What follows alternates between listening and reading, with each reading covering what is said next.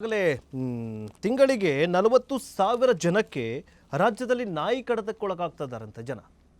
ನಾಯಿಗಳ ಹಾವಳಿ ಜಾಸ್ತಿ ಆಗಿದೆಯಂತೆ. ಅದರ ಬಗ್ಗೆ ನೋಡ್ತಾ ಹೋಗೋದಾದ್ರೆ ರಾಜ್ಯದಲ್ಲಿ ಪ್ರತಿ ತಿಂಗಳು ಸುಮಾರು 40,000 ನಾಯಿ ಕಡಿತದ ಪ್ರಕರಣಗಳು ವರದಿಯಾಗ್ತಾ ಇದ್ದು, ನಾಯಿ ಕಡಿತದಿಂದಾಗಿ ಜೀವ ಉಳಿಸಿಕೊಳ್ಳುವ ಆಂಟಿ ರೇಬೀಸ್ ಲಸಿಕೆ ಮತ್ತು ರೇಬೀಸ್ ಇಮ್ಯುನೋಗ್ಲೋಬಿನ್ ಅನ್ನುವಂತಹ ಔಷಧಿ ಸಾಕಷ್ಟು ಬೇಡಿಕೆ ಹೆಚ್ಚಾಗಿದೆ ಅಂತ ಸುದ್ದಿಯಾಗಿದೆ.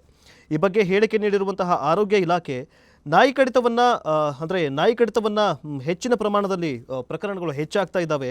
ಹಾಗಾಗಿ ರಾಜ್ಯದಲ್ಲಿ ಇಲ್ಲೇ ನಾಯಿ ಕಡಿತಗಳು ವರದಿಯಾಗಿ ಹೆಚ್ಚಾಗಿದ್ದು, ಆಸ್ಪತ್ರೆಗಳು ಆರೋಗ್ಯ ಇಲಾಖೆಗಳು ಎಷ್ಟೇ ಅಂದರೆ ಈ ನಾಯಿ ಕಡಿತದ ಪ್ರಕರಣಕ್ಕೆ ಸಂಬಂಧಿಸಿದಂತೆ ಔಷಧ, ಈಗ ರೇಬೀಸ್ ಅನ್ನುವಂತಹ ರೋಗ ಬಂತಂತಂದರೆ ನಾಯಿ ಕಡಿತದಿಂದಾಗಿ ಅದಕ್ಕೆ ಔಷಧಿ ಬೇಕಲ್ಲ. ಸೊ ಹೀಗಾಗಿ ಔಷಧಿಗಳ ಬೇಡಿಕೆ ಹೆಚ್ಚಾಗಿದೆ ಅಂತ ವರದಿಯಾಗಿದೆ. ಇನ್ನು ಈ ಪ್ರಸ್ತುತ ರಾಜ್ಯಾದ್ಯಂತ ಆಸ್ಪತ್ರೆಗಳಲ್ಲಿ 1,45,684 ವೆಲ್ಸ್ ARV ಲಭ್ಯವಿದ್ದು, ರಾಜ್ಯ ವೈದ್ಯ ಸರಬರಾಜು ನಿಗಮ ನಿಯಮಿತ ಕೆಲವೊಂದಿಷ್ಟು ಸಂಸ್ಥೆಯು 2 ವಾರದಲ್ಲಿ 89,386 ವೆಲ್ಸ್ ರೇಬೀಸ್ ಇಮ್ಯುನೋಗ್ಲೋಬಿನ್ ಅನ್ನುವಂತಹ ಔಷಧಿಯನ್ನು ಪೂರೈಕೆ ಮಾಡ್ತಾ ಇದೆ ಅಂತ ಹೇಳಿದೆ. ಆದ್ದರಿಂದ ಈ 2 ಔಷಧಿಗಳು ರಾಜ್ಯದ ಆಸ್ಪತ್ರೆಗಳಲ್ಲಿ ಮುಂದಿನ 3 ತಿಂಗಳವರೆಗೆ ಯಾವುದೇ ಕೊರತೆ ಇರೋದಿಲ್ಲ.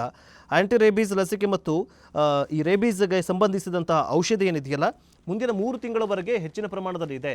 ಆದರೆ ನಾಯಿ ಕಡಿತದ ಪ್ರಕರಣಗಳು ಏನಂತಂದರೆ ಈ ಒಂದೇ ತಿಂಗಳಿಗೆ 40,000 ಜನ ಈಗ ನಾಯಿ ಕಡಿತ ಪ್ರಕರಣಕ್ಕೆ ಅಂದರೆ ಆಸ್ಪತ್ರೆ ಸೇರ್ತಾ ಇದ್ದಾರೆ ಅಂತ ಹೇಳಲಾಗ್ತಾ ಇದೆ.